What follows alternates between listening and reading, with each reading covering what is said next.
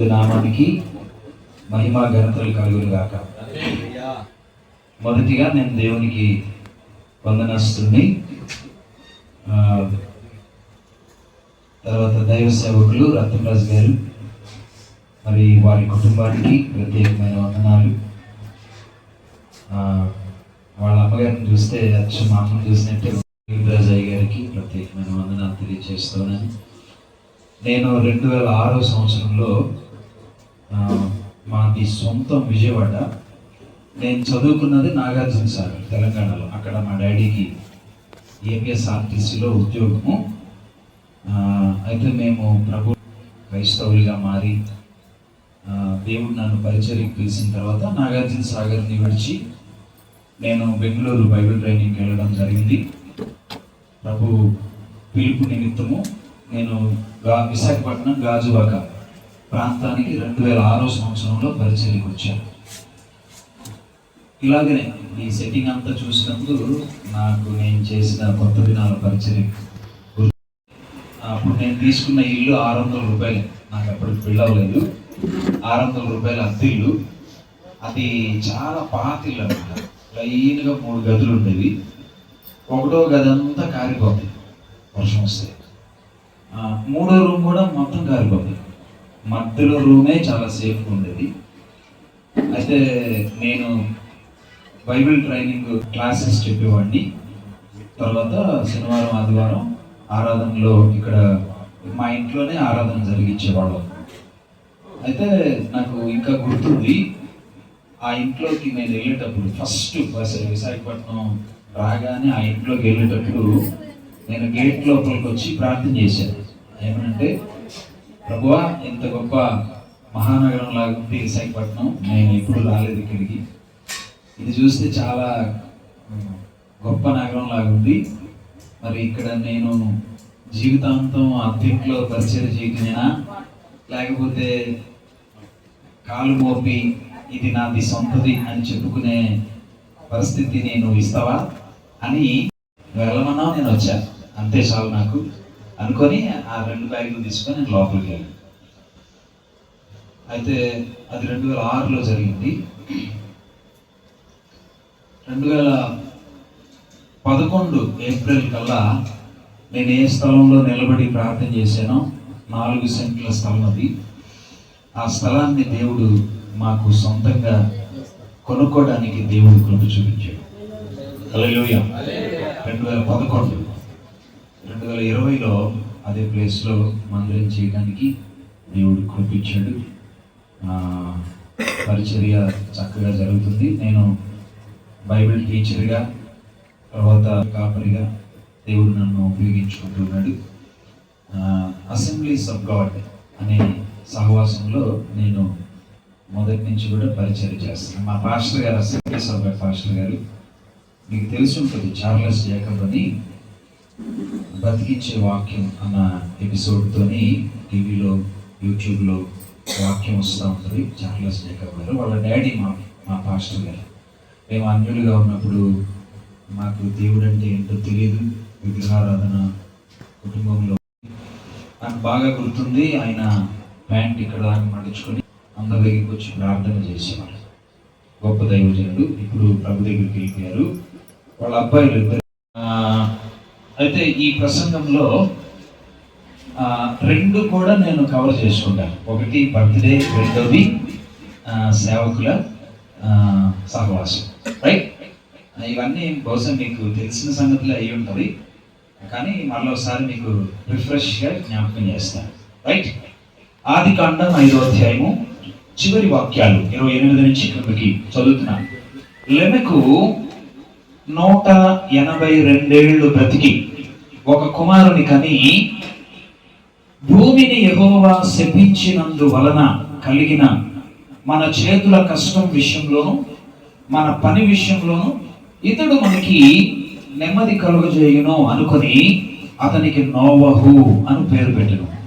లెమెకు నోవహును కనిన తర్వాత 195 ఏళ్ళు బ్రతికి కుమారులను కుమార్తెలను కనెను. లెమెకు దినములన్నీ 777 ఏళ్ళు. అప్పుడు అతడు మృతి పొందెను. నోవహు 500 ఏళ్ళు గలవాడై షేమును హామును యాపెతును కను. ఈ వాక్యం రాయబడ్డప్పుడు వినండి, రెండు విషయాలు నేను కవర్ చేసుకుంటానని చెప్పాను కదా. దైవ సేవకుల కోణంలో ఈ వాక్యాన్ని మనం చూద్దాం. రైట్, ఇక్కడ భూమిని దేవుడు శపించినందువలన, చూద్దాం 29వ వాక్యం. భూమిని యెహోవా శపించినందువలన కలిగిన మన చేతుల కష్టం విషయంలో, మన పని విషయంలో ఇతడు మనకి నెమ్మది కలుగజేస్తాడు అనుకొని అతనికి నెమ్మది అని పేరు పెట్టాడు. నెమ్మది అని పేరు పెట్టాడు. రైట్, భూమిని యెహోవా ఏం చేశాడంట? శపించాడు. వినండి, భూమి అని బైబిల్ గ్రంథంలో ఎక్కడ కనబడినా హిబ్రూలో 2 పదాలు రాయబడ్డాయి భూమి అని చెప్పడానికి. ఈ 2 పదాల్లో ఒక పదము అదామా అనండి ఒకసారి, అదామా. అందుకనే దేవుడు ఆదాముకి అదే పేరు పెట్టాడు, అదామా అనే మట్టి. ఫస్ట్ మట్టికి 2 పదాలు అని చెప్పాను కదా. ఒకటోది అదామా. ఈ మట్టి ఏంటంటే భూమిని యెహోవా శపించక ముందు ఉన్నటువంటి మట్టి. దీన్ని అదామా అన్నాడు. ఆ మట్టిలో నుంచే నేల మట్టితో నరుని నిర్మించి వాని నాసికారంధ్రములలో, ఆ వాక్యం అప్పటిది. ఓకే, అందుకే దేవుడు ఆ మట్టిలో నుంచి తీయబడిన ఆ మనిషికి ఆ మట్టి పేరే పెట్టాడు, ఆదాము అని పేరు పెట్టాడు. రైట్, ఏంటి పదము? ఆదామా. ఈ మట్టి యొక్క హీబ్రూ అసలు మీనింగ్ ఏంటంటే ఇది ఫలించే లక్షణం ఉన్న మట్టి. ఇది fruitful dust of the ground అని రాయబడింది. ఇది అందుకని దేవుడు మనిషిని చేసిన తర్వాత 5 రకాల ఆశీర్వాదాలు ఇస్తాడు. ఏమిటంటే నీవు ఫలించి, అభివృద్ధి చెంది, విస్తరించి, భూమిని నిండించి దానిలో వచ్చు. 5. ఈ 5లో ఫస్ట్ ఏంటిది? ఫలించి. ఎందుకు ఫలించమన్నాడు అంటే ఆ మట్టికి ఉన్న లక్షణం అది, ఫలించే లక్షణం ఉంది. అర్థమవుతుంది కదా? ఫలించే లక్షణం ఉన్న మట్టి, fruitful dust of the ground. ఇది ఫలాన్ని ఫలించేటువంటి మట్టి. అందుకే దేవుడికి నచ్చలా. యేసు ప్రభు తన బోధనలో అంటాడు, ద్రాక్షావల్లిని నేను, మీరు తీగలు. మీరు నాలో ఉండి ఏం చేయాలి? ఫలించాలి. మీరు ఫలించకపోతే ఏం చేస్తా అంటాడు?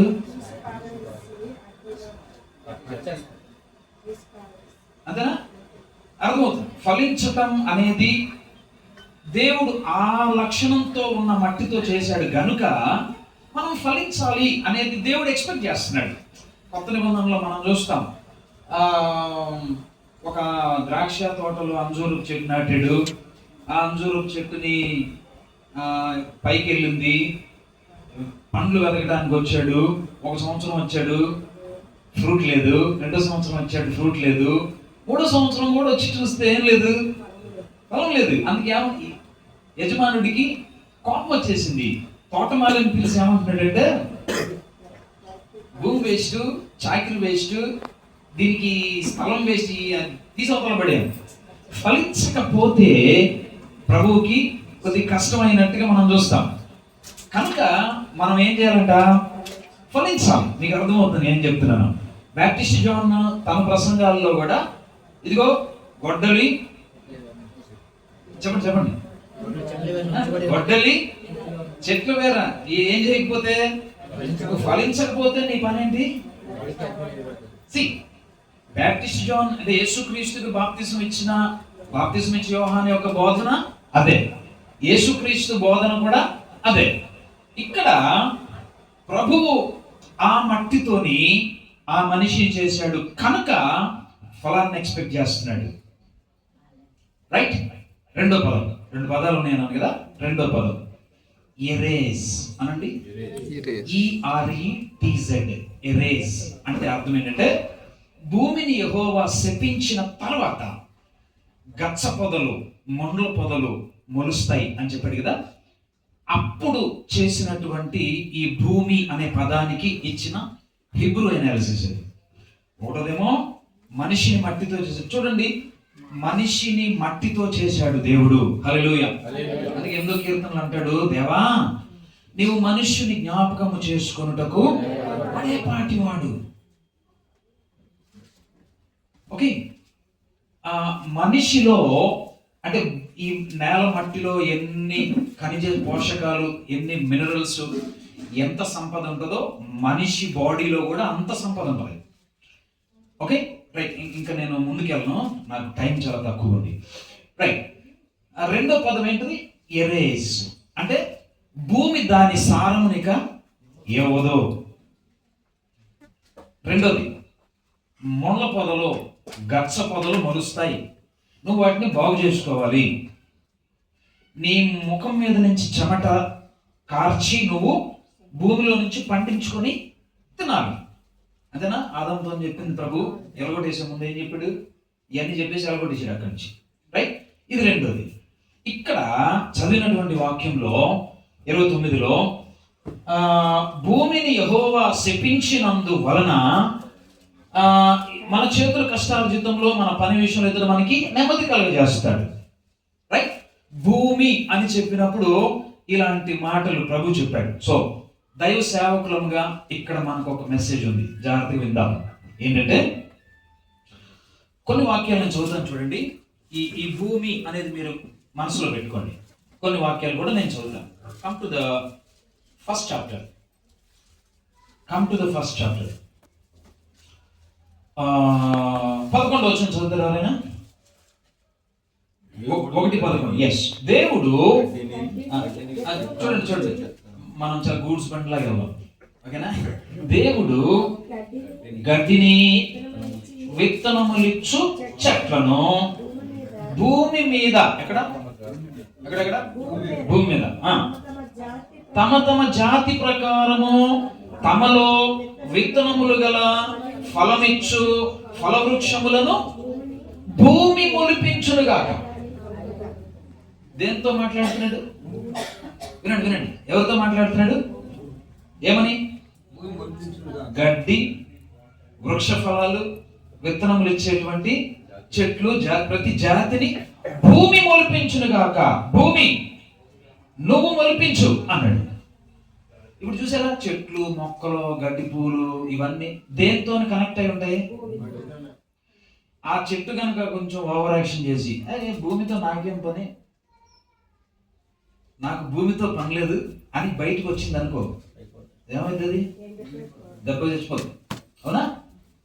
ఇది కూడా మీ మనసులో పెట్టుకోండి. దేవునికి స్తోత్రం. హల్లెలూయా. రెండోది 20:21 వచ్చింది. 20:21. దేవుడు జీవము కలిగి, చూస్తున్నారు కదా, బైబిల్ చూస్తున్నారు కదా, రైట్. దేవుడు జీవము కలిగి చెలించు వాటిని జలములు సమృద్ధిగా పుట్టించును గాక. ఏమంట? దేంతో మాట్లాడు? ఇందాక దేంతో మాట్లాడాడు? భూమితో మాట్లాడాడు. కనుక అది భూమితో కనెక్ట్ అయి ఉండాలి. రెండోది, జలముతో మాట్లాడుతున్నాడు. జీవము కలిగి చెలించు వాటిని జలములు సమృద్ధిగా పుట్టించునుగాక. దేంతో మాట్లాడుతున్నాడు? జలముతో మాట్లాడినప్పుడు ఏం పుట్టినాయి? జలచరాలు పుట్టినాయి. అంతేనా? జీవము కలిగి చలించు వాటిని. ఓకే, జలములు జలచరాలు మనం చూస్తాం. చేపలు, చెప్పండి, జలచరాలు మీకు అర్థమవుతుంది కదా? ఇవి దేంతో కనెక్ట్ అయి ఉండాలి? ఎక్కడ ఉంటాయి? నేను నీళ్ళలో ఉండను అని బయటకు వస్తే ఏమవుతుంది? చెప్పండి. రెండు చూసాం. మూడోది 30 వచనం. భూమి మీద నుండి జంతువులన్నిటికీ, ఆకాశ పక్షులన్నిటికీ, భూమి మీద పాకు సమస్త జీవులన్నిటి, పచ్చని చెట్లన్నీ ఆహారమగును అని పలికాడు. జలచరాలు నీళ్లతోని మాట్లాడాడు, గడ్డిని మొక్కలను మాట్లాడి భూమితో మాట్లాడాడు. రైట్. మనిషి దగ్గరికి వద్దాం. మనిషిని చేసినప్పుడు ఎవరితో మాట్లాడాడు?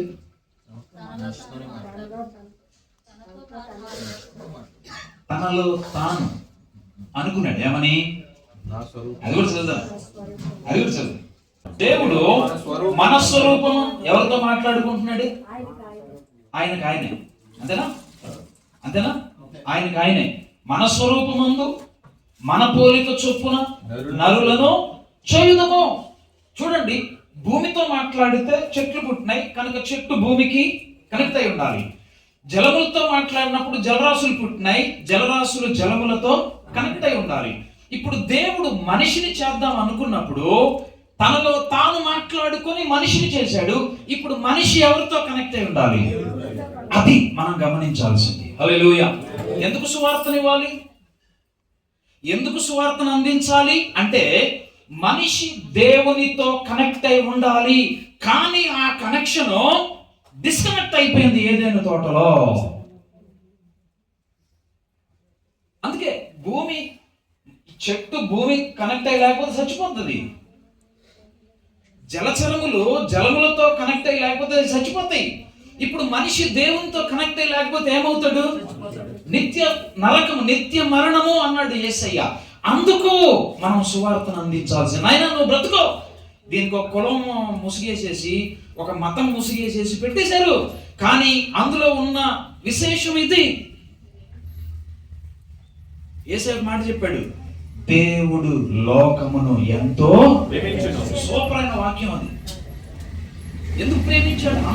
అంత ప్రేమ ఎందుకు పుట్టింది దేవునికి అంటే చూడండి, ఇక్కడ మనం చూస్తాం మొదటి చాప్టర్లో వెలుగు కలుగును గాక, అది మంచిదన్నట్టు దేవుడు చూశాడు. పగలు రాత్రిని వేరు చేసింది. తర్వాత నిర్జీవ సృష్టిని, జీవ సృష్టిని, జీవాత్మల సృష్టిని 6 రోజులు చేసాడు. 7వ రోజున విశ్రమించాడు. వినండి, దీంట్లో భూమిని ఎందుకు అంతగా ప్రేమించాడు అంటే ఈ భూమికి పునాదులు వేసినప్పుడు మనం పాట పాడతాం, శూన్యంలో ఈ భూమికి వేలాడదీసిన దేవుడు అని మనం పాట పాడతాం. 38వ అధ్యాయము యోబు గ్రంథంలో యోబుతోని ప్రభు అంటాడు, యోబు నువ్వు ఎక్కడున్నావు? ఈ భూమికి దేవదూతలు గాన పాడి ఉత్సాహం చేస్తూ ఉంటుంటే భూమికి పునాదులు పెట్టాను, అప్పుడు నువ్వు ఎక్కడున్నావు? దేవుడు ఎందుకు భూమిని అంతగా ప్రేమించాడు అంటే ఈ భూమిలో, ఈ మట్టిలో నుంచి ఆయన స్వరూపములోని ఒక మనిషిని నేను చేసుకోబోతున్నా అని దేవుడు ఆ భూమిని అంతగా ప్రేమించాడు. హల్లెలూయా. ఇక్కడ ఉన్నారు కదా, కొంచెం ముందుకెళ్దాము. మన స్వరూపమందు అనండి. స్వరూపము ఏంటి? దేవుని స్వరూపము. అక్కడ హీబ్రూలో ఒక మంచి పదం ఉపయోగించబడింది, సలేం. TSALEM, సలేం అనండి ఒకసారి. సలేం. ఈ పదానికి అర్థం ఏంటంటే మనోసృష్టి, మనస్సు యొక్క రూపము. ఏమనుకున్నాడు దేవుడు? మన స్వరూపమందు స్వరూపము, Salem, which means the form of God's own mind. అందుకే నేనంతా man is the masterpiece of God's own creation. He is the superhero of the God's universe. అందుకే అంటాడు, మీరు లోబర్చుకోండి, భూమిని ఏలండి. The masterpiece of God's own creation. ఆయన మనోసృష్టి. అప్పుడు దేవుడు అనుకున్నాడు, అబ్బా నా స్వరూపం అంటే నేను ఆలోచించినట్టుగానే ఆలోచిస్తున్నాడు. నేను ఇష్టము అంటే నా యొక్క చిత్తాన్ని నేను ఎలాగ ఆపరేట్ చేస్తున్నానో అలాగా ఆపరేట్ చేసే ఒక స్వచిత్తాన్ని నడిపించుకునేటువంటి ఒక జీవాత్మ అని దేవుడు ఉద్దేశించి మనిషిని అలాగ తయారు చేసుకున్నాడు. అందుకే మనిషి అంటే అంత ప్రేమ దేవునికి. హల్లెలూయా. అందుకే దేవుడు అంటే దేవుడు లోకముని ఎంతో ప్రేమించాడు. ఓకే, ఎందుకు సువార్తను ఇవ్వాలి? దైవ సేవకులు మనకు ఒక మంచి మెసేజ్. ఎందుకు సువార్తను ఇవ్వాలి? ఎందుకు ఇవ్వాలంటే మనిషి దేవునితో కనెక్ట్ అయి ఉండాల్సిన పరిస్థితిని కోల్పోయాడు, డిస్కనెక్షన్ లో ఉన్నాడు. ఇప్పుడు సొంత మార్గాలను ఆనాడు ఆదాము ఆకులతో కప్పుకున్నాడు కదా. ఆ దేవుడు చూస్తే ఆదాము ఎక్కడున్నావు అని అంటే, నీ మాట విన్నప్పుడు భయపడి దాక్కున్నా, ఆకులు కప్పుకున్నాడు. ఈరోజు మనం సాకులతో, ఈరోజు మనం దేంతో కప్పుకుంటున్నాం అంటే, మనల్ని సాకులతో కప్పుకుంటారు. ఆకులు వాడిపోతాయి. ఏదో నలుగురికి చేయగడిగిస్తే నేను పుణ్యం వస్తుంది, నాకు పరలోకం పోతాయి. ఇదొక ఆకు అనమాట. ఏదో నలుగురికి బట్టలు లేని వాళ్ళకి ఇప్పుడు చలికాలం కదా, ఒక డజన్ 2 డజన్ల రగ్గులు కొంటాడు మనడు. ఆ కొనేసి రోడ్ల మీద పడుకొని ఉంటారు కదా, చలికి వణికిపోతా ఉంటారు, వాళ్ళకి కప్పేసి వస్తుంటారు. మంచిదే, అది తప్పని మనం అనకూడదు. కానీ అది చేస్తే నేను పరలోకం వెళ్ళిపోతా. అంత ఈజీగా ఉందా? ఒక డజన్ రగ్గులకే నీకు పరలోకం వచ్చేసిద్దా? లేదు ఒక 100 మందికి నువ్వు భోజనం పెట్టేస్తే నీకు పరలోకం వచ్చేసిద్దా? లేదు చీమలకి పంచదార చల్లితే నీకు ఆకులు ఇవన్నీ వాడిపోయేవి. ప్రభు అన్నాడు, నాన్న వీటితో వర్కౌట్ అవుతుంది, నువ్వు ఎట్రా నీకు మాట చెప్తానని చెప్పి చర్మపు చొక్కాయలని చేసి వాళ్ళని రిపేర్ చేసి పంపించేసి కొండరా ఎక్కడ పోతారు. అంటే దేవుడు చేయాలి. ఏం చేశాడు దేవుడు అని అంటే, కనెక్షన్ రిన్యూ చేశాడు. యేసు ప్రభు వచ్చి చేసింది ఏంటి అని అంటే, చూడండి ఎఫెసీ పత్రిక వేదాంతం చాలా సూపర్గా ఉంటుంది. ఏమంటాడంటే ఆయన, మునుపు దూరస్తులైనటువంటి మీకును, మునుపు మీరెవరంట? దూరస్తులు, చీకట్లో ఉన్నటువంటి మనకు ఇప్పుడు సమాధాన సువార్త ద్వారా దేవుడు మనలను సమీపస్తులుగా మార్చాడు. ఇది ఎఫెసీ వేదాంతము. ఎందుకు ఒక మనిషి ప్రభు దగ్గరికి రావాలి? బ్రతకడానికి కోసం రావాలి. ఎందుకు బ్రతకాలి? డిస్కనెక్షన్ అయిపోయింది, దేవుడి నుంచి దూరం అయిపోయాడు, హృదయం దూరం అయిపోయింది, మనసు దూరం అయిపోయింది. సలేం మనో సృష్టితోని దేవుడు చేశాడు, అదంతా పోయింది. మహిమతో దేవుడు చేశాడు, ఆ మహిమ పోయింది, మనస్సు యొక్క దృష్టి పోయింది.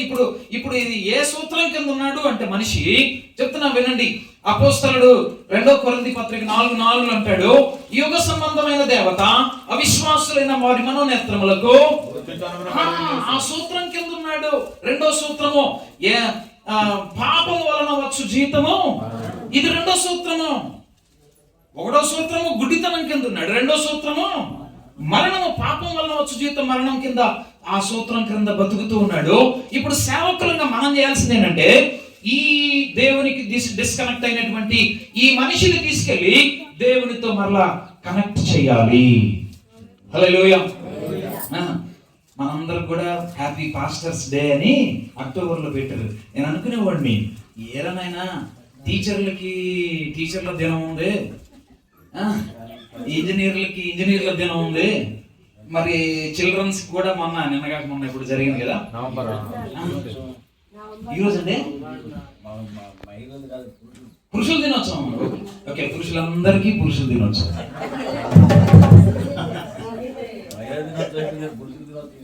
ఉండాలి, మనకు కూడా ఉండాలి. నేను అనుకునేవాడిని అందరికీ దినాలు ఉన్నాయి, మనకి పాస్టర్లకు లేదు దినం అనుకునేవాడిని నేను. మనకు కూడా పెట్టరు. ఆ రోజు మన విశ్వాసం మనకి సెలవు కప్పి దండేసి, అప్పటిదాకా బండ్లు వేసిన వాళ్ళు ఆ రోజు మాత్రం వేస్తారు దండ. మనసులో ఎంత కోపం ఉన్నా ఆ రోజు మాత్రం పొగుడుతారు. రైట్, దేవునికి స్తోత్రం. హల్లెలూయా. ఈ సేవకుడు, ఈ దైవజనుడు ఏం చేయాలో తెలుసా? మనిషి చేతిని తీసుకొచ్చి దేవుని చేతికి కనెక్ట్ చేయాలి. That is the prayer duty of a pastor, of a servant of God.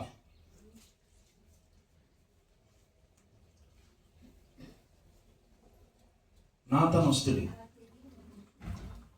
వస్తాడు. దావీదు అప్పటికి డిస్కనెక్షన్లో ఉన్నాడు. నాతాను వచ్చి ఒక అబ్జెక్ట్ అనగనగా ఒక ఊరిలో ఒక ఆయనకి 100 గొర్రెలు ఉన్నాయంట. అనగానే మనడు కళ్ళు పెద్దది, ఎందుకంటే గొర్రెలు అయితే చాలా ఇష్టం మనడికి. అదే ఊర్లో ఇంకొక ఆయన ఉన్నాడంటే ఆయనకి 1 గొర్రెలు. ఇదేదో మన స్టోరీలానే ఉంది, గొర్రెలు కథ చెప్పు, రాత్రంతా కూర్చొని వింటాను అన్నాడు. రైట్, కొంచెం ఓవర్ యాక్షన్ అవుతుందైనా చెప్తాను కదా అని చెప్పి కథ మొదలు పెట్టాడు. లాస్ట్కి ఆ కథ సారాంశం క్లైమాక్స్కి వచ్చేటప్పటికే దావీదు కోపం వచ్చేస్తాడు. అరే అట్లా అంటున్నాడు, నా రాజ్యంలో ఎవడన్నా పిలిచిరండి అని. అప్పుడు నాతాను అంటున్నాడు, ఓవర్ యాక్షన్ ఆపేసి నేను వెళ్తున్నా, అట్లా చేసింది నువ్వే అన్నాడు. జంప్. ఏం ట్రై చేస్తున్నాడు? ఏం ట్రై చేస్తున్నాడు? Is connecting. సమూయేలు సౌలుని కనెక్ట్ చేయడానికి ట్రై చేశాడు, కానీ కుదరలా. నాతాను దావీదుని కనెక్ట్ చేయడానికి ట్రై చేస్తున్నాడు, సక్సెస్ అయింది. మనము కనెక్ట్ చేయడానికి ప్రయత్నించే వాళ్ళమే. వింటే వాళ్ళు దావీదులు అవుతారు, వినకపోతే దట్ ఈస్ మన పని కాదు. మన పని ఒకటే. హల్లెలూయా. నాకు అర్థమైన సువార్త పరిచయం ఏంటో చెప్తా వినండి. మత్తయి సువార్త 13 చదివారా?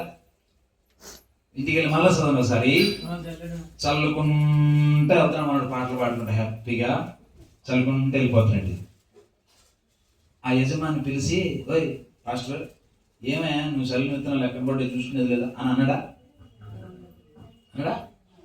ఒకటే ఇంటికి చల్లుతున్నావా లేదా? ఈరోజు పొద్దున బట్టలు ఇస్త్రీ చేసుకుందామని ఒక మామ ఉంటుంది నాకు. ఆ మామ దగ్గరికి వెళ్ళా. మామ ఒక్కటి మాత్రం నాకు వేసి ఇచ్చేసి అర్జెంట్గా వెళ్ళిపోతాను. ఈలోపు వాళ్ళ అల్లుడు వచ్చాడు అక్కడికి. నాకు తెలుసు, నా చర్చికి పెయింటింగ్ వర్క్ చేసి. ఏమయ్యా నీ డ్రెస్ ఏంటన్నా? ఏమి నీ డ్రెస్? నువ్వు గట్టిగా మనస్సు పెట్టి విను, లేకపోతే నువ్వు ఏ నష్టం పోయినా ఎవరిని అడగడానికి లేదు. ఏమైంది? దేవుడి నుంచి డిస్కనెక్ట్ అయ్యాడు, దూరం అయిపోయాడు. ఇప్పుడు మనం దైవజనులంగా మనం ఏం చేస్తున్నామంటే వాళ్ళని కనెక్ట్ చేయాలి. వినండి ప్రియులారా, మిమ్మల్ని దేవుడు ఎక్కడ ఏ ప్లేస్లో సంఘ కాపరులుగా, సువార్థికులుగా, దైవజనులుగా పెట్టారు, ఆ ఏరియా మొత్తానికి మనము వాచ్మెన్ లాంటి వాళ్ళం. హల్లెలూయా. వాచ్మెన్ లాంటి వాడు. వాచ్మెన్ ఏం చేస్తాడు? కాపలా కాస్తాడు. దొంగలు వస్తున్నారా, వెళ్తున్నారా, దీన్ని అబ్జర్వ్ చేస్తుంటాడు, సెక్యూరిటీ ఇస్తుంటాడు. అక్కడున్న ఆ ఏరియాలో ఉన్న ఆత్మలన్నిటికీ నీవే వాచ్మెన్వి, నీవే సెక్యూరిటీ గార్డ్వి. హల్లెలూయా.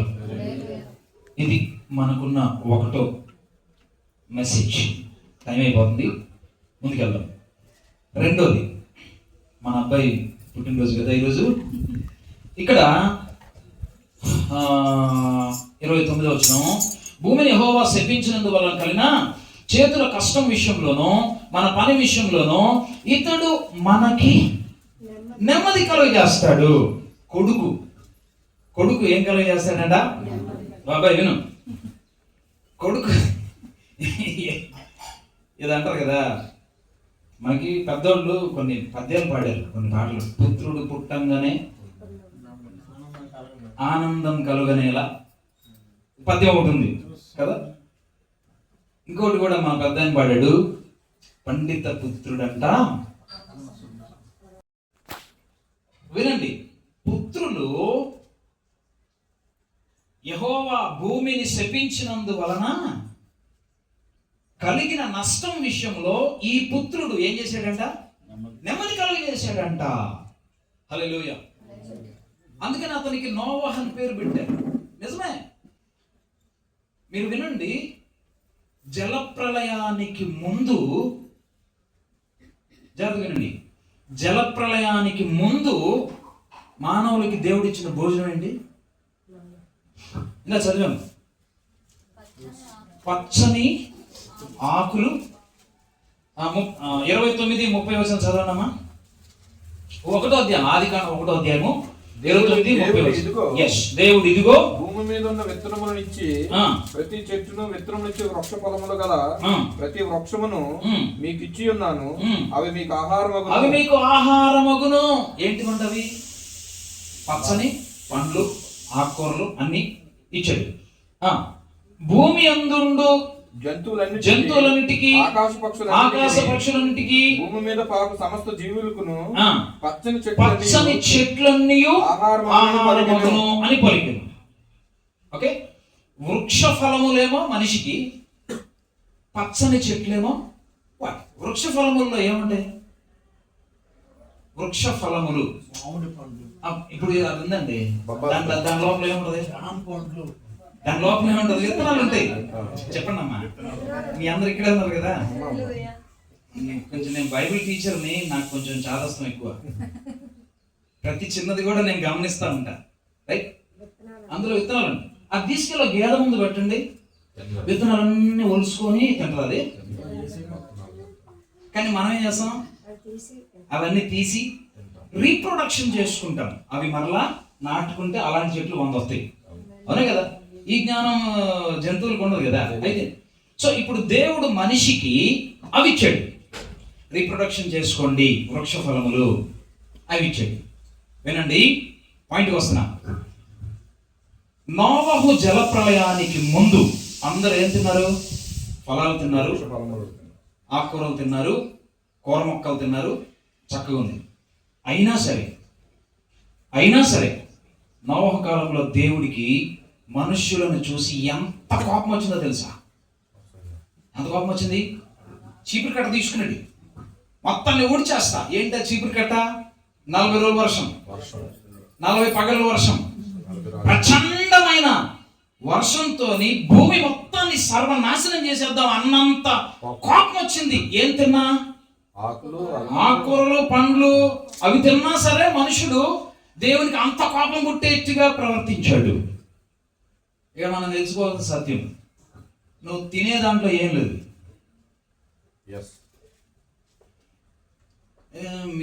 మీరు మాంసం తింటారండి, మీరు కోసుకొని తింటారండి, అందుకనే మీరు కఠినంగా ఉంటారు. ఇవన్నీ డొల్ల మాటలు నమ్మకండి.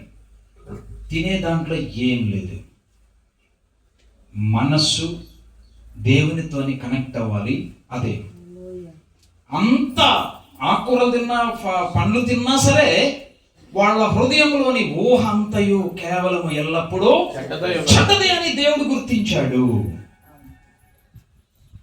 జలప్రళయం అయిపోయిన తర్వాత దేవుడు మనకి ఒక లైసెన్స్ ఇచ్చేసాడు. ఏంటంట? ఇక మీకు కొంతమంది అంటుంటారు, మొక్క లేకపోతే అసలు ఆదివారం అది లేకపోతే కష్టం అండి. ఏం కావాలో హ్యాపీగా ప్రార్థన చేసుకొని తినేయచ్చు. అయితే ఈ కొడుకు వాళ్ళ తండ్రికి నెమ్మది చేశాడు. అబ్బాయిలరా, కొడుకులారా వినండి, మనకు ఒక సూత్రం ఉంది. నీవు దీర్ఘాయుష్మంతుడు అవ్వాలంటే ఏం చేయాలి? నీ తండ్రిని, నీ తల్లిని సన్మానించడం అంటే ఏంటి? దాన్ని ఏంటమా? సేవ కప్పటమా? సేవ కప్పి తండ్రి సన్మానించడంలో ఒక చిన్న భాగం మాత్రమే, ఇంకా 98% ఉంది. అదేంటిదో తెలుసా? ఒక సీక్రెట్ చెప్తున్నా వినండి. బాబు, birthday boy, look at me.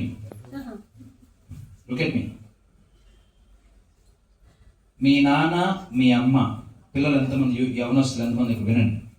మీ నాన్నలు, మీ అమ్మలు నీ కొరకు దేవుని సన్నిధిలో ఏడవటము నీకు బ్లెస్సింగ్. రెండోది వింటారు కదా, నీ వలన ఏడిస్తే అది నీకు శాపం. నీ కొరకు ఏడిస్తే అది నీకు ఆశీర్వాదము. నీ వలన ఏడిస్తే అది నీకు, అమ్మ నాన్నలు ఏడిచే సందర్భాలు చాలా ఉంటాయి, అవి మనకు అవసరం రా. నీ వలన మాత్రము వాళ్ళు ఏడకూడదు. ఇది సన్మానించడం అంటే, ఆ సంఘానికి నెమ్మది కలిగినట్టే.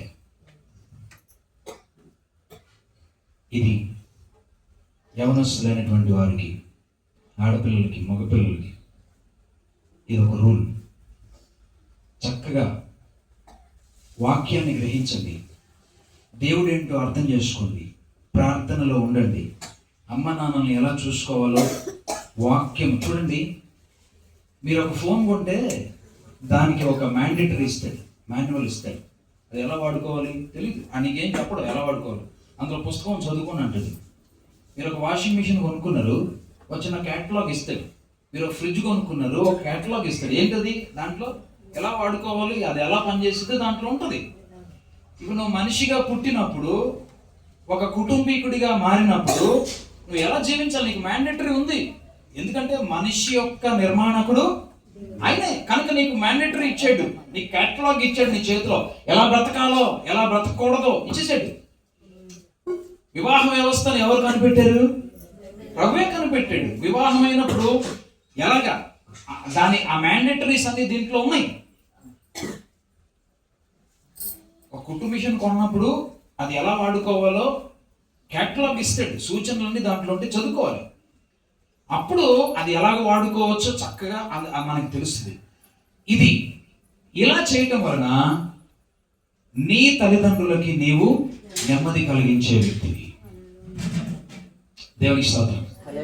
3 చెప్తానన్నా, 2 చెప్పేసాను, ఇంకొకటే నా టైం అయిపోయింది. ఇంకొకటి, పాస్టర్లకు ఒక పాఠం, పిల్లలకు ఒక పాఠం, 3వది తల్లిదండ్రులకు ఒక పాఠం. తల్లిదండ్రులకి హల్లెలూయా. ఎంతమంది తల్లిదండ్రులు ఉన్నారు ఇక్కడ? అమ్మలు, నాన్నలు. వెరీ గుడ్, సంతోషం. అపోస్తలుడైన పౌలు ఒక మాట చెప్తున్నాడు. ఎఫెసీ పత్రిక 6వ అధ్యాయము చాలా పవర్ఫుల్ అధ్యాయం కుటుంబ వ్యవస్థకి. అందుకని ప్రతి పెళ్లిలో దాదాపు ఆల్మోస్ట్ ప్రతి పెళ్లిలో కూడా చదివిస్తారు.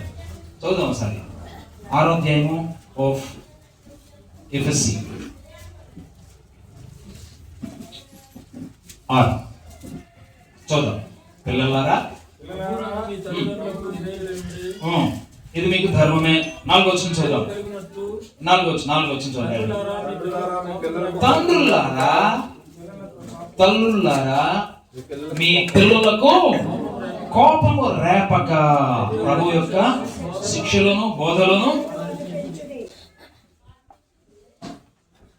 తండ్రులు తల్లులు పిల్లలకి ఎలా కోపం రేపుతారండి? చెప్పండి ఒకసారి నాకు. అంటే అమ్మ నాన్నలను చూస్తే పిల్లలకు కోపం వచ్చింది. ఏం చేస్తే కోపం వచ్చింది? ఏం చేస్తారా? అరే ఇది చేస్తే పిల్లలకు కోపం వచ్చింది అని భయపడాలా అమ్మ నాన్నలకు? మరేంటి పౌలు గారి ఉద్దేశం ఏంటి అక్కడ? ఇవన్నీ ఉత్తి మాటలు. అలా అడిగి అన్ని ఇస్తే లేనిపోయింది, మళ్ళీ మా అమ్మ తిరగబడుతుంది. మీరు రండి చూపిస్తా. అటు బండి అడిగాడని బండి కొనిస్తే ఆడికి లేకుండా పోయాడు ఏకంగా. మన కుర్రోళ్ళు 4 కుర్రోళ్ళు వాళ్ళ డాడీని బతిలాడి కారు తీసుకొని రోడ్డు మీదకి వచ్చి 4 ఎక్కారు. కొడితే స్టీల్ ప్లాంట్ లో చెప్పి కొడితే ఆ కారు రూపాయలు లేకుండా పోయింది. 4 స్పాట్లో చచ్చిపోయింది. పిల్లలకి అడిగిందల్లా కొనికూడదు, గుర్తుపెట్టుకోండి. మా అబ్బాయి కూడా ఇప్పుడు ఇంటర్మీడియట్ 2వ సంవత్సరం. అబ్బాయిలానే ఉంటాడు. ఆడికి అడిగిందల్లా అసలు ఎప్పుడు అడగను నన్ను. వాడికి ఏం కావాలో, ఎంతది కావాలో, ఏ విధమైనది కావాలో నేనే తీసుకొచ్చి ఇస్తాను. డబ్బులు కూడా ఇవ్వడానికి, డబ్బులు ఇచ్చినా తీసుకొచ్చి టేబుల్ మీద పడేస్తాయి. ఆడికి ఏం కావాలో అదే, ఏది అవసరమో అది, ఏం కావాలో కాదు, ఏది అవసరమో అదే. అమ్మా నాన్నలు పిల్లలకి ఎప్పుడు కోపం రేపుతారో పరిశుద్ధ గ్రంథం మనకి చక్కగా చెప్పింది. వినండి. ఇస్సాకి ఎంతమంది కొడుకులు? 2. ఎవరుంటాడు? యాకోబు, ఏశావు. అంతేనా? 2. వినండి జాగ్రత్తగా. ఇస్సాకు భార్య ఎవరు? రెబెక్కమ్మ. బాగానే వింటున్నారు. ఉన్నది 2 కొడుకులు, అవునా? ఆ ఫ్యామిలీలో ఉన్నది. ఆ రోజుల్లో చాలా ఎక్కువ మంది పిల్లలు ఉండేవాళ్ళు, కానీ ఎందుకో దేవుడు ఆ ఇంట్లో 2 కొడుకులు. ఈ 2 కొడుకుల్ని తిన్నగా పెంచుకోవడం చేతకెళ్ళదు ఆవిడకి. అదేంటంటే అంత మాట అన్నారా? తిన్నగా పెంచారా? అమ్మకేమో ఒకడంటే పెద్దోడంటే ఇష్టం, అమ్మకి చిన్నోడంటే ఇష్టం, నాయనకి అమ్మ అనుకున్నాడు, అబ్బాయి ఈడొచ్చు నాలాగనే ఉన్నాడురా, నాలాగనే తెల్లగా ఉన్నాడు, నాలాగనే ఉన్నాడు, ఈడంటే నాకు ఇష్టం. నాయనకి ఏంటి? ఆయనేమో మనలాగనే,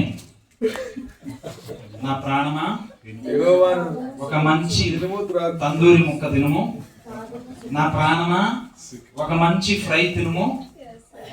కొడుకేమో పొద్దున్నే వెళ్తున్నాడు, ఏదో పట్టుకొస్తున్నాడు, అరే డాడీకి ఇదంటే ఇష్టం అంటున్నాడు, ఫ్రై చేసి పెడుతున్నాడు, ఇంకా ఆయనకి ఇష్టమైపోయింది. ఇప్పుడు క్లైమాక్స్కి వచ్చింది మ్యాటర్, దీవించాల్సి వచ్చింది. ఉన్నది ఎంతమంది కొడుకులు?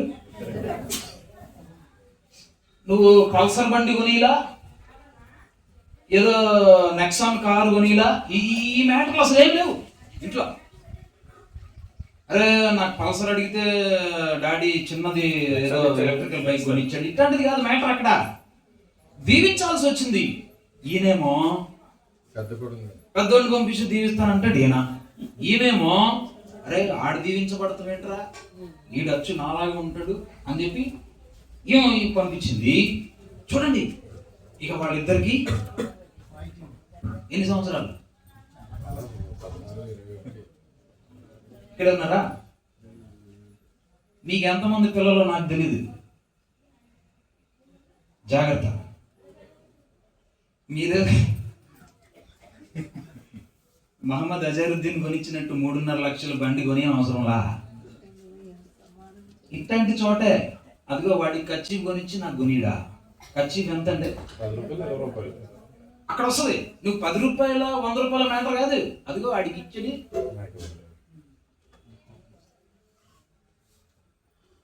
అమ్మ మరీ దారుణం.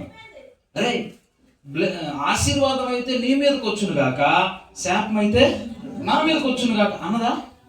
అంది కదా. అని ఏం చేసింది లాస్ట్కి, పొలం అయినా నువ్వు మా తమ్ముడు ఉన్నాడు అక్కడ, నువ్వు వెళ్ళిపో, రాత్రికి రాత్రి చేతి కర్రచ్చి పంపించేసిందంట. అరే వాడు కోపం వచ్చిందిరా, వాడు కత్తి నూరుతాడు, నువ్వంటే ఆయన రాని నేను చూసుకుంటాను అన్నదా? అని సైడ్ చేసేసింది, తప్పించేసింది.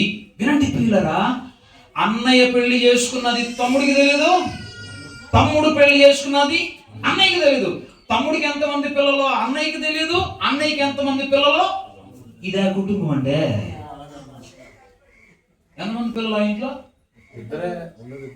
పౌలు గారిని అడుగుదాం ఎఫ్ఎస్సీలకి, తండ్రులారా మీ పిల్లలకి ఎట్లా రేపాడు కోపము? హై గేర్లో లేపాడు. సౌలుని first king of the Israelites, 12 గోత్రాలు పరిపాలించడానికి సౌలుని మొట్టమొదటి రాజుగా ఏర్పాటు చేసుకుంటే ఫస్ట్ యుద్ధం ఎవరి మీద చేయాల్సి వచ్చిందో తెలుసా? ఫస్ట్ యుద్ధం ఎదోమీయుల మీదకి వెళ్ళాల్సి వచ్చింది. వాళ్ళ పిల్లలు, అరే మీరిద్దరు అన్నదమ్ముల పిల్లలు రా నాయన, అన్నదమ్ముల పిల్లలు మీరు, చిన్నాన్న పెదనాన్న పిల్లలు మీరు ఎందుకు తన్నుకుంటారు అంటే, మోషేతోని వాళ్ళు ఏమంటున్నారు తెలుసా? ఎదోమీయులు మా పొలాల గుండా వెళ్తే మర్యాద ఉండదు. రిక్వెస్ట్ పెట్టాడు, సార్ ఇట్లా వెళ్తామండి, దగ్గర మాకు షార్ట్ కట్ అంటే మా పొలాల్లో నుంచి వెళ్ళారా కబడ్డారు. అన్న పిల్లలకి తమ్ముడు దశాబ్దాలు కాదు శతాబ్దాల వైరం మిగిల్చారు అమ్మా నాన్నలు. అందుకనే బర్త్డే ఈరోజు దేవుడు మనలందరినీ ప్రేమించి మనకి పిల్లలు ఇచ్చాడు. ఒకసారి నవ్వండి అందరూ. అందరు ఇక్కడే ఉన్నారు కదా. జాగ్రత్త, మీరు వాళ్ళకి ఏమి ఇస్తున్నారో జాగ్రత్త, ఎలా చదివిస్తున్నారో జాగ్రత్త, ఏమి వాళ్ళకి సంపాదించి పెడుతున్నారో జాగ్రత్త. మీరు వాళ్ళకి ఏదో పెట్టి వైరం పెట్టవసరంలా, ఇట్లా చేస్తేనే చాలు. బైబిల్లో చక్కని ఉదాహరణ ఇస్సాకు లాస్ట్కి చాలా చాలా వేదనతోని ఇద్దరు కొడుకులు చెట్టుకొకడు పుట్టకొకడు అయిపోయాడే అని బాధపడి ఉంటాడు. ఇంకా బైబిల్లో చాలా మంది టైం లేదు కనుక దావీదు కూడా అంతే. దావీదు ఒక మంచి రాజా, సూపర్ రాజు కాదు, మహారాజు, కింగ్ కాదు, ఎంపైర్ ద గ్రేట్. పేరు చెప్తే చుట్టుపక్కల రాజ్యాలలో వణికిపోయారు అంతే. యెషయా కుమారుడు, సింహము గుండె గలవాడు, ఇశ్రాయేలీలకు దీపం లాంటి వాడు. సూపర్ క్యాప్షన్స్ ఉన్నాయి. ఒక మంచి ప్రార్థన పరుడా దావీదు? చెప్పండి. ఒక మంచి సింగరా? ఒక మంచి మ్యూజిషియనా? ఒక మంచి కీర్తనకారుడా? ఒక మంచి ప్రార్థనా పరుడా? ఒక మంచి భర్త?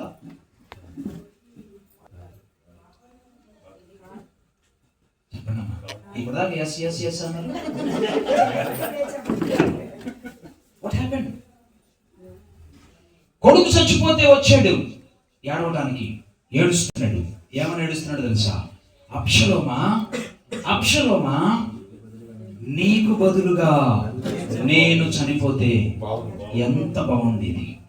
నేను అనుకుంటున్నా, అబ్షలోముకి కొంచెం కొనూగురు ఉన్నాడు, కొంచెం మాట్లాడగలిగి ఉంటే, డాడీ ఇప్పుడు కాదు నువ్వు ఏడ్చేది, నువ్వు చిన్నప్పటి నుంచి మాతో కలిసి ఆడుకుంటే, మాతో కలిసి నువ్వు భోజనం చేస్తే, మాతో కలిసి నువ్వు ఉంటే, మేము ఎలా బ్రతకాలో మాకు నేర్పించి ఉంటే ఈ రోజున నువ్వు ఇట్లా ఏడవలసి వచ్చేది కాదు.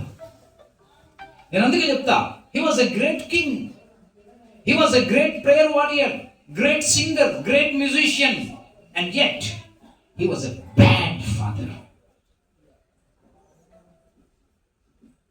తను తాను రాజుగా ఒక కొడుకు ప్రకటించుకున్నాడు, ఆ సంగతి ఈయనకు తెలీదు.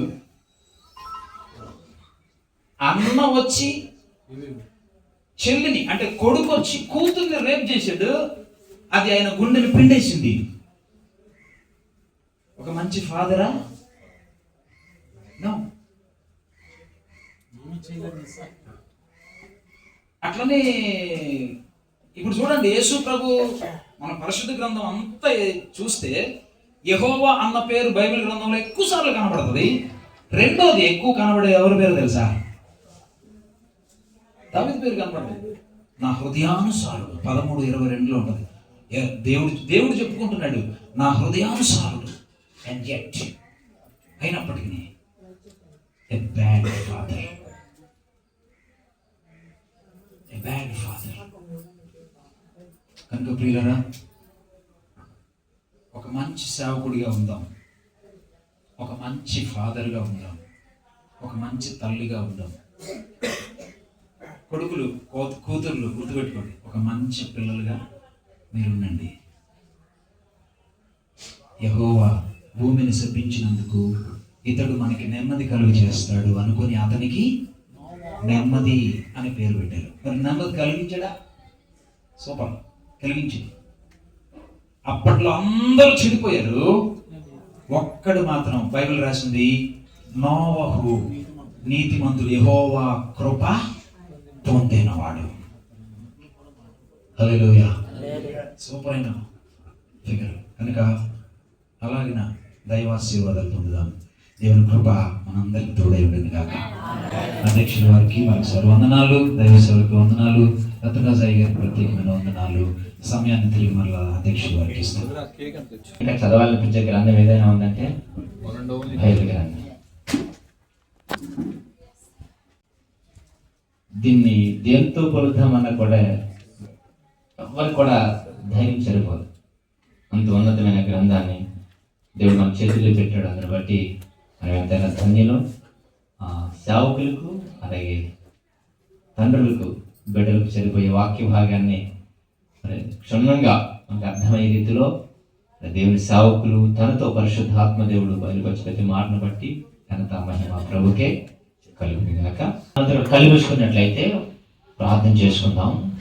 దేవుని సేవకులకు ఎత్తుబడిన మాటలు దేవుడు ఫలింపు చేయనట్లుగా మన మధ్యలో దేవుని సేవకులు జోషిపలయ్య గారు ప్రార్థన నడిపిస్తారు. తదనంతరమే కేక్ కటింగ్ ఉంటుంది. ఆ తర్వాత సెకండ్ మెసేజ్ కొన్ని నిమిషాలు దేవుని సేవకులు మన మధ్యలో పెంచుకొని వెంటనే వారు ప్రయాణం ఉంది, వారు వెళ్తారు.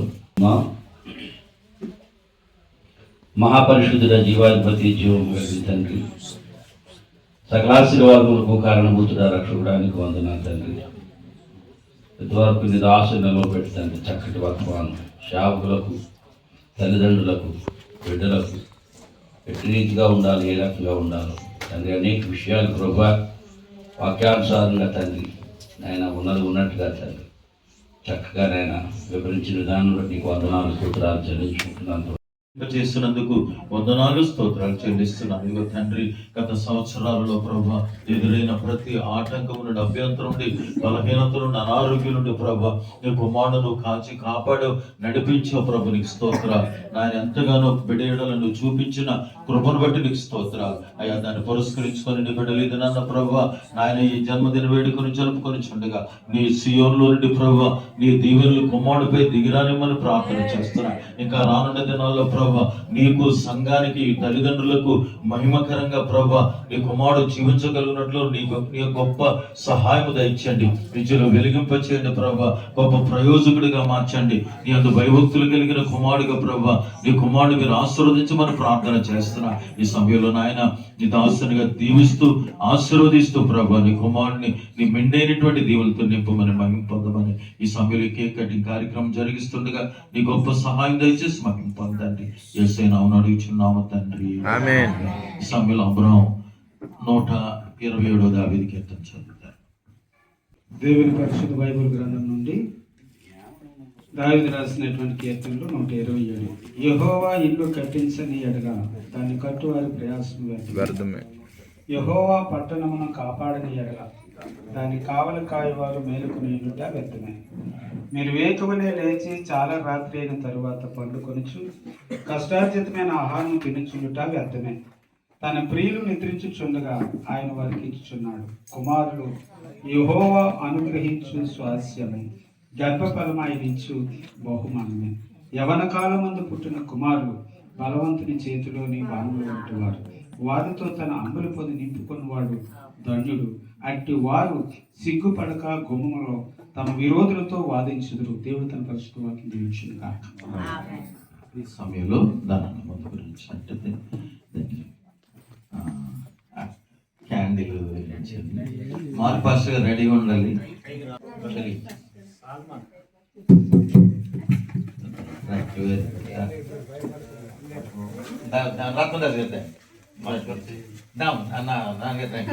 మంచిది, చాలా సంతోషం.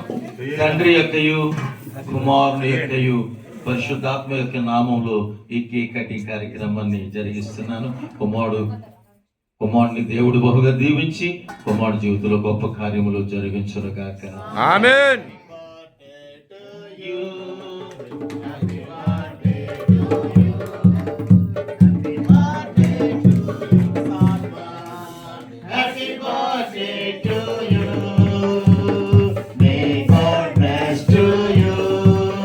చప్పట్లు కొట్టండి.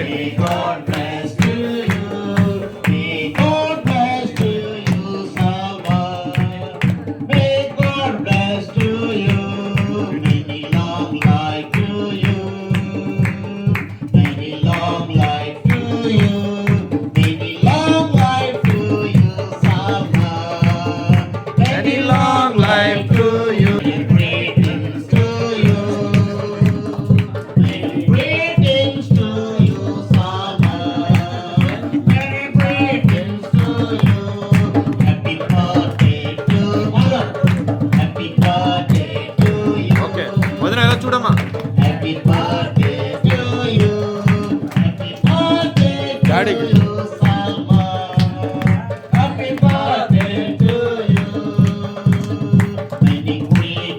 అనియా